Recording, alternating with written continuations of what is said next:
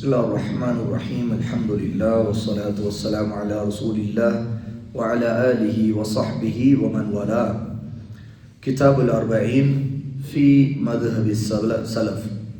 ஸலஃபுடைய பாதை, சஹாபாவுடைய பாதை குறித்த 40 நபிமொழிகளில் 9வது நபிமொழி, ஹதீஸ்களை பின்பற்றக்கூடியவர்கள், அதாவது அஹ்லுல் ஹதீஸ், ஹதீஸ்களை ஆதாரபூர்வமாக எடுத்துக்கொண்டு வாழ்க்கையை அமல் செய்யக்கூடியவர்கள்தான் அல்லாஹ்விடம் மறுமை நாள் வரைக்கும் மேலோங்கியவர்களாக, அல்லாஹ்விடம் வெற்றி பெறக்கூடியவர்களாக இருப்பார்கள் என்கிற கருத்தை இந்த ஹதீஸ் குறிப்பிடுகிறது. அனில் முகீரா இப்னு ஷுஅபா ரலியல்லாஹு தஆலா அன்ஹு அனின் நபி ஸல்லல்லாஹு அலைஹி வஸல்லம் قال. முகீரா இப்னு ஷுஅபா ரலியல்லாஹு அன்ஹு என்கிற நபி தோழர் அல்லாஹ்வுடைய நபி ஸல்லல்லாஹு அலைஹி வஸல்லம் சொன்னதாக அறிவிக்கிறார்கள்.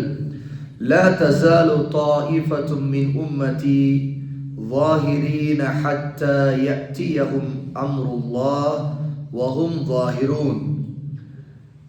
எனது சமுதாயத்தில், எனது உம்மத்தில் ஒரு கூட்டத்தார் சத்தியத்தின் மீது மேலோங்கியவர்களாக இருந்து கொண்டே இருப்பார்கள்.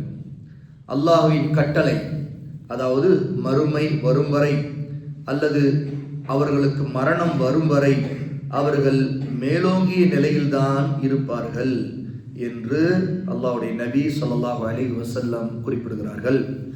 ஸஹீஹுல் புகாரிலே இந்த ஹதீஸ் 7311வது ஹதீஸாக இடம்பெறுகிறது. இந்த ஹதீஸிலே குறிப்பிடப்படுகிறவர்கள் யார்? அதாவது ظاهرين, மேலோங்கியவர்களாக மறுமை நாள் வரை அல்லது ஒருவருக்கு மரணம் வருகிற வரை சத்தியத்தின் மீதே இருக்கக்கூடியவர்கள் யார் என்கிற விளக்கத்தை அஹ்லுஸ் சுன்னா உலமா குறிப்பிடும்போது அவர்கள்தான் அஹ்லுல் ஹதீஸ், அதாவது ஹதீஸ்களை ஆதாரபூர்வமாக எடுத்துக்கொண்டு பின்பற்றுகிறவர்கள். அதாவது மனிதருடைய சொந்த அபிப்பிராயங்கள், சிந்தனைகள், தத்துவங்கள், இதை அவர்கள் பொருட்படுத்த மாட்டார்கள். அல்லது உலக நடப்பில் இருக்கக்கூடிய சூழ்நிலைகளை வைத்து அவர்கள் மார்க்கத்தை மாற்றிக்கொள்ள மாட்டார்கள். அல்லது ஒரு மனிதர் மீது இருக்கக்கூடிய தனிப்பட்ட பிரியம், மதிப்பு, இந்த காரணத்திற்காக ஒரு தவறான, வெளிப்படையில் சரியில்லாத ஒரு கருத்தை அவர்கள் கண்மூடித்தனமாக பின்பற்ற மாட்டார்கள். ஆதாரங்களை அறிந்து அந்த ஆதாரங்களின் அடிப்படையில் தான் எடுத்துக்கொள்வார்கள். ஆகவே ரசூலுல்லாஹி ஸல்லல்லாஹு அலைஹி வஸல்லம் அவர்களும் அவருடைய தோழர்களும் எப்படி சத்தியத்தை பற்றி பிடித்தார்களோ அதுபோலத்தான் நாங்களும் பற்றி பிடிப்போம் என்கிற அடிப்படையில் அவர்கள் ஆதாரபூர்வமான ஹதீஸ்களை எடுத்துக்கொண்டு அமல் செய்வார்களே தவிர மனிதர்களுடைய அபிப்பிராயங்கள், ஒப்பீனியன்ஸ், இதையெல்லாம் எடுத்துக்கொண்டு மார்க்கமாக ஆக்கிக்கொள்ள மாட்டார்கள். அவர்கள்தான் இந்த ஹதீஸிலே குறிப்பிடப்படக்கூடிய மக்கள். அவர்கள்தான் அஹ்லுல் ஹதீஸ், ஹதீஸ் துறை அறிஞர்களை இது முதலில் குறிப்பிடும். நம்முடைய வரலாறை பார்த்தால் ரசூலுல்லாஹ்வுடைய மரணம், ரசூலுல்லாஹ்வுடைய மரணத்திற்கு பிறகு நபித்தோழர்கள் இந்த உலகத்தில் இருக்கிறார்கள். நபித்தோழர்கள் இருக்கும் பொழுது மக்கள் மார்க்கத்தை அறிய நினைக்கும் போது நபித்தோழர்கள் போனார்கள்.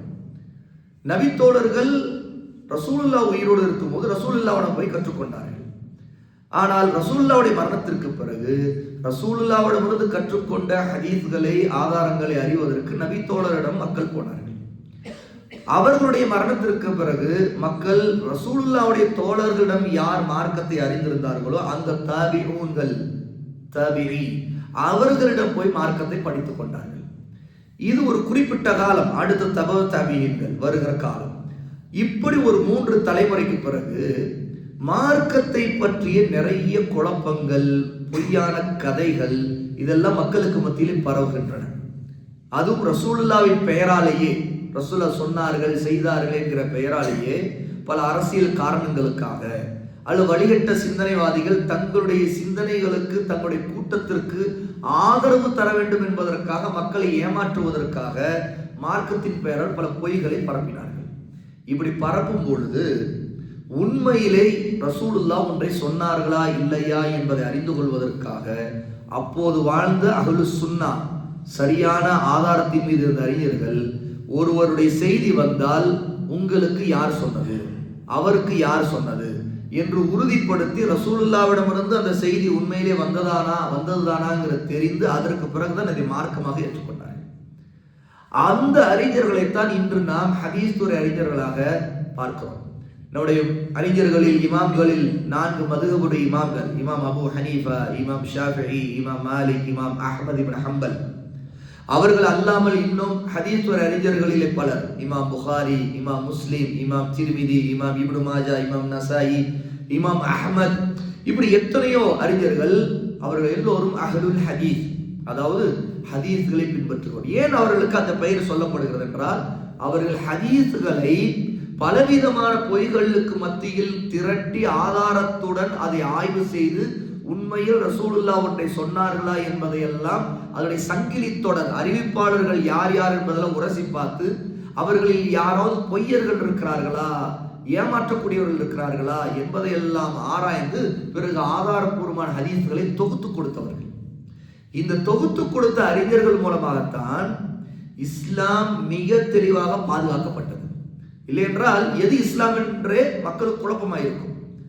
அப்ப ஹதீஸ்கள் மூலமாக ஆதாரங்களை உறுதிப்படுத்தியதன் மூலமாகத்தான் அஹ்லுல் ஹதீஸுடைய அறிஞர்கள் இந்த உம்மத்திலே மிக முக்கியமானவர்களாக இருக்கிறார்கள் வரலாறுகளில். இன்று நாம் பார்க்கக்கூடிய ஹதீஸ் தொகுப்புகள், குறிப்பாக புகாரி, இமாம் புகாரியுடைய ஹதீஸ் தொகுப்பு குர்ஆனுக்கு அடுத்து மகத்தான தொகுப்பு. ஏன் குர்ஆனுக்கு அடுத்து ரசூலுல்லாஹ்வுடைய வரலாற்றை ஆதாரபூர்வமாக அறிவதற்கு அந்த புத்தகம் தான் அடுத்த 2வது இடத்தில், குர்ஆனுக்கு அடுத்து இருக்கின்ற இடத்தில் இருக்கிறது. ஆக இப்படி சஹீஹான ஆதாரப்பூர்வ ஹதீஸ்கள் மூலமாக இந்த தீன் பாதுகாக்கப்பட்டது. அதுதான் உண்மையான இஸ்லாம். அதைத்தான் பின்பற்ற வேண்டும். அதில் இருக்கக்கூடியதை சரியாக விளக்கக்கூடிய அஹ்லுல் ஹதீஸுடைய அறிஞர்கள் அந்த மன்ஹஜ், அந்த வழிமுறையில் இருக்கக்கூடியவர்களைத்தான் மக்கள் பின்பற்ற வேண்டும். அப்ப அந்த மாதிரி அறிஞர்களைத்தான், அந்த கொள்கையில் இருக்கக்கூடிய நல்லோர்கள், அவர்களுக்கு பல எதிர்ப்புகள் இருக்கும், அவர்களுக்கு அதிகாரம் இருக்காது, ஆனாலும் அவர்கள் மேலோங்கியவர்களாக சத்தியத்தின் மீது இருப்பார்கள். அவர்கள் சத்தியத்தை எந்த மனிதருக்காகவும் எந்த கூட்டத்திற்காகவும் எந்த ஆட்சியாளருக்காகவும் விட்டுக் கொடுக்க மாட்டார்கள், சமரசம் செய்து கொள்ள மாட்டார்கள். அவர்களை பொறுத்த வரைக்கும் மக்களுடைய பழிப்புக்கு அஞ்ச மாட்டார்கள். மக்கள் ஒரு பாதையிலே போவார்கள், அவருடைய ஊர் வழக்கம், கலாச்சாரம், அல்லது அவர்கள் நாட்டில் இருக்கக்கூடிய வழக்கம், இப்படி எதையாவது எடுத்துக்கொண்டு அதையெல்லாம் இதில் என்ன தவறு என்று நியாயப்படுத்துவார்கள். ஆனால் இந்த அறிஞர்கள், இந்த கொள்கையில் இருக்கக்கூடிய அஹ்லுல் ஹதீஸுடைய கொள்கையில் இருக்கக்கூடியவர்கள் தான் வாஹிரீன். ரசூலுல்லாஹ் சொல்றார் வாஹிரீன். ஏன் இந்த வார்த்தையை ரசூலுல்லாஹ் பயன்படுத்துறாங்கன்னா, அவர்கள் மேலோங்குவார்கள்.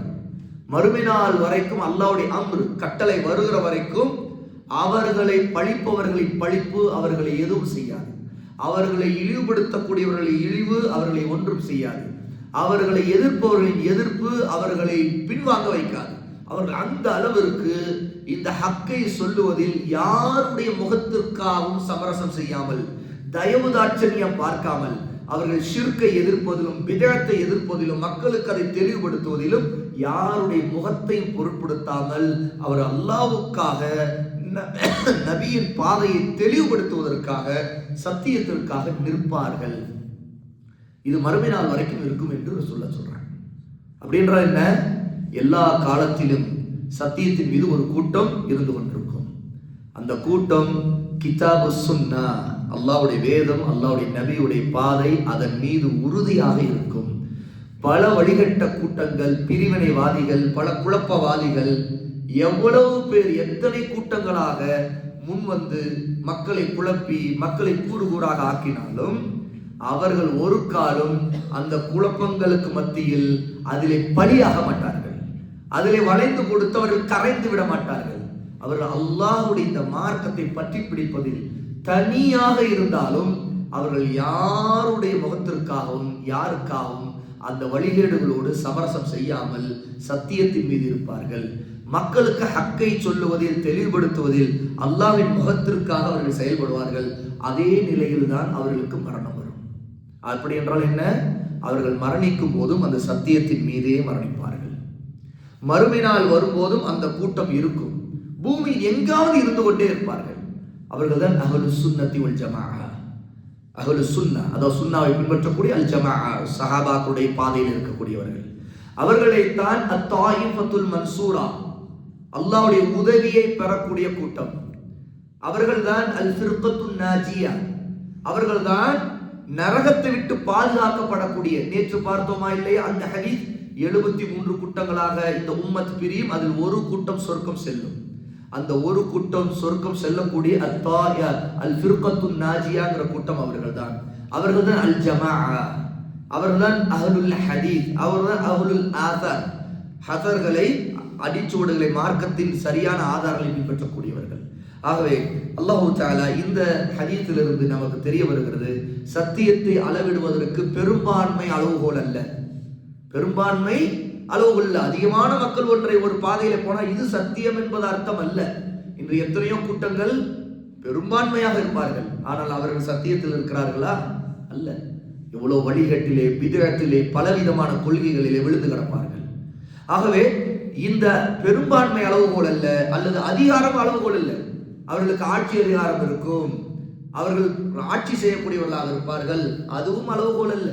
அளவுகோல் அல் கிதாபு அஸ் சுன்னா, அல்லாஹ்வுடைய வேதமும் சுன்னாவையும் அவர்கள் ஆதாரத்துடன் பற்றி அவர்கள் தம்முடைய மன இச்சைகளை, கற்பனைகளை, மார்க்கத்தின் பெயரால் மற்ற கொள்கைகளில் தாக்கமடைந்து அந்த தாக்கத்திற்கு மார்க்கத்தை திரிப்பது, கலப்பது, அதற்கு சாயம் பூசுவது, இந்த வேலைகள் எதையும் செய்ய மாட்டார்கள். அவர்கள்தான் அஹ்லு சுன்னத்தி வல் ஜமாஅ சகோதரர்களே.